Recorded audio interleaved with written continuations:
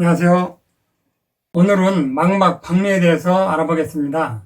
망막 박리라는 것은 망막이 박리, 떨어졌다는 뜻인데요.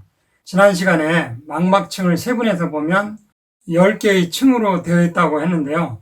9번째 층이 광수용체이고 10번째 층이 망막 색소상피층인데, 이렇게 망막 4층이 망막 제일 바깥층인 색소상피층으로부터 떨어진 상태를 말하고, 망막 박리가 일어나면 망막으로 영양 공급이 되지 못하고 시신경세포의 기능도 떨어지고 나중에는 안구 위축과 함께 실명할 수도 있어요. 망막 박리는 크게 열공성 망막 박리와 비열공성 망막 박리로 나눠볼 수 있는데, 첫째 열공성 망막 박리는, 여기서 열공성이라는 것은 구멍나서 찢어졌다는 의미인데, 유리체가 악화되는 과정에서 망막을 잡아당김으로써 망막이 찢어지거나 구멍나게 돼서 이 손상된 부분으로 유리체에 액체가 들어가서 망막이 들뜨게 되는 병적 상태를 말해요. 여기서 유리체라는 것은 눈이 구형으로 공간을 이루는데, 이 공간을 꽉 채우고 있는 투명하고 혈관이 없는 젤리 같은 조직체를 유리체라고 하고, 다른 말로는 초자체라고도 해요. 이 유리체는 98%에서 99%는 물이고 나머지는 콜라겐과 히알루론산이에요. 콜라겐과 히알루론산은 수분 보유 능력이 뛰어나서 물을 꽉 잡고 있어요.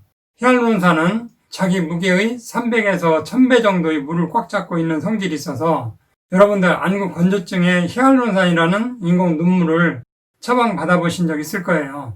인공 눈물을 넣으면 이것이 물을 잡고 있는 능력이 뛰어나서 눈이 촉촉해지는 원리를 이용한 것이죠. 이렇게 유리체는 콜라겐성 섬유 단백질과, 여기서 콜라겐성 섬유 단백질에는 비트로신, 옵티신이라는 것이 있어요.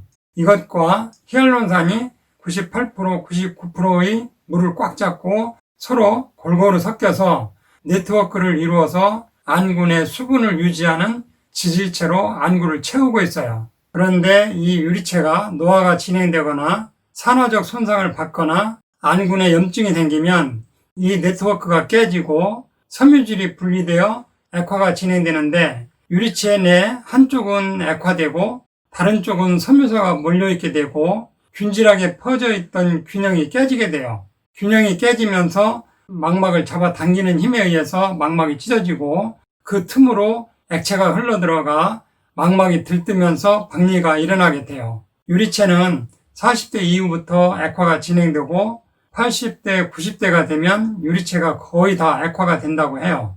액화가 된다고 모두 망막 박리가 되는 것은 아니니까 염려할 필요는 없지만, 콜라겐이나 히알루론산 같은 영양소를 나이 먹을수록 꾸준히 미리 공급해 주는 것이 좋아요. 유리체가 악화되는 과정에서 비문증, 날파리증이 나타나는데요. 피곤하거나 스트레스를 받으면 눈에서 무엇인가 검은 그림자 같은 것이 날아다니는 것 같은 증상을 비문증 또는 날파리증이라고 해요. 이것도 유리체가 악화되면서 섬유소가 편제되면서 혼탁된 것이 망막의 그림자로 되면서 날파리증이 나타나게 되는 것이죠. 또 산화적 침전물이나 유리체 구성물질인 비트로신, 히알루론산 같은 뮤코 다당체의 물리적 구성도가 나빠져도 날파리증이 나타날 수 있어요. 현대의학으로 날파리증을 쉽게 제거할 수 있는 방법은 없고, 영양학적으로 항산화제나 혈류 개선제 등으로 호전시킬 수 있어요. 두 번째로 비열공성 망막 박리는 견인 망막 박리와 삼출 망막 박리로 나눌 수 있고, 견인 망막 박리는 당뇨성 망막증 병증이나 고혈압, 포도막염 등 안구 염증으로 생성된 섬유 증식막이 망막을 잡아당겨 박리가 진행되는 유형이고, 삼출 망막 박리는 삼출성 망막염과 같은 안구 내 염증으로 생긴 삼출물이 망막에 고이며 박리를 일으키는 유형을 말해요. 치료 방법으로는 현재 병원에서는 냉응고술, 장벽 레이저 광응고술, 유리체 절제술 등이 있는데, 이러한 수술을 하더라도 혈류 개선과 항산화제나 염증 반응을 줄여주는 한방요법, 세포교정요법, 영양요법을 꾸준히 해줘야 하는 질환이에요. 이상으로 오늘 천약사의 건강과 약 이야기는 여기서 마치겠습니다. 감사합니다.